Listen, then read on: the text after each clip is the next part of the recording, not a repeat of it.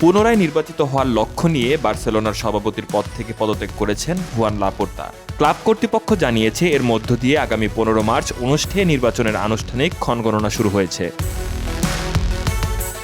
2021 সালের মার্চে 54% ভোট পেয়ে দায়িত্ব নেওয়া লাপোর্তা ক্লাবের সংবিধি অনুযায়ী প্রায় 5 বছর পূর্ণ করেই সরে দাঁড়ালেন। অন্তর্বর্তীকালীন সময়ে সহসভাপতি রাফা ইউন্সতে 3.5 মাস সভাপতির দায়িত্ব পালন করবেন।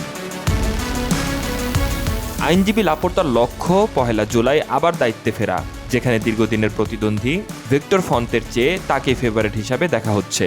পাশাপাশি সাবেক নির্বাহী হাবিয়ের ভিলাহুয়ানা ও অর্থবিদ মার্ক সিরিয়াও নির্বাচনে লড়ার আগ্রহ জানিয়েছেন। শাহরিয়ার বাঁধন, স্পোর্টস 24 বিডি।